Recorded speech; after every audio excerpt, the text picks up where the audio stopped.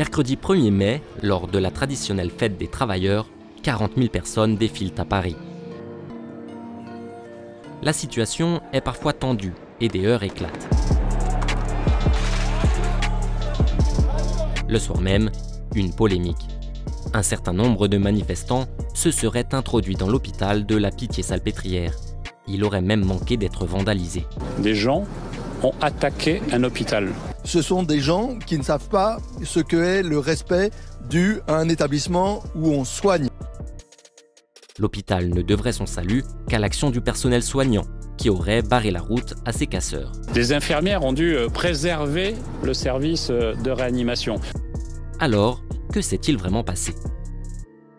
En recueillant récits de témoins et vidéos tournées sur place au moment des faits, nous avons retracé le fil des événements. Il est un peu plus de 16 heures. La manifestation est partie il y a déjà 2 heures de Montparnasse. Elle devait arriver ici, place d'Italie. Or, à quelques dizaines de mètres en aval de la place, des heurts éclatent devant le commissariat de police du 13e arrondissement. Les CRS interviennent, chargent et forcent la tête du cortège à reculer. Derrière, la manifestation est bloquée. La foule est compacte et d'épais nuages de gaz lacrymogène sèment la panique. L'air devient irrespirable et les gens essaient de fuir tant bien que mal.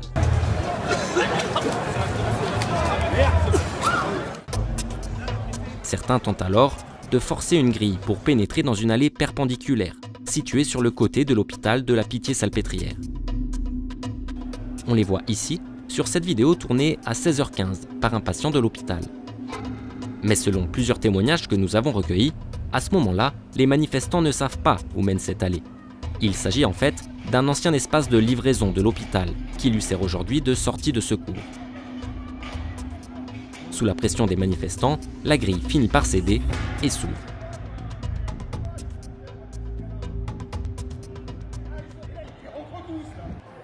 Plusieurs dizaines de personnes pénètrent calmement dans l'enceinte. Ils sont alors pris en chasse par des membres des forces de l'ordre. C'est là qu'a lieu la tentative d'intrusion dans un bâtiment.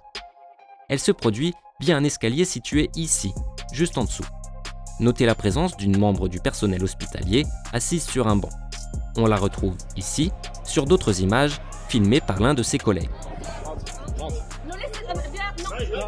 Certains manifestants grimpent donc l'escalier et tentent d'entrer dans ce bâtiment qui se révèle être le service de réanimation de l'hôpital.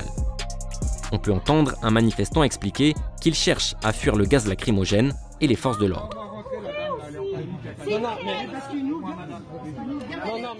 Comme on peut le voir, les policiers arrivent d'ailleurs des deux côtés de l'allée, par la gauche et par la droite. Et les escaliers semblent être la seule issue pour s'en éloigner. On peut le voir aussi ici, sur cette vidéo prise en face des escaliers. Oh, ils vont dans l'hôpital. Néanmoins, passé les premières frayeurs du personnel hospitalier, la situation se calme très vite. Ils sont pacifistes avec vous, tout va bien se passer.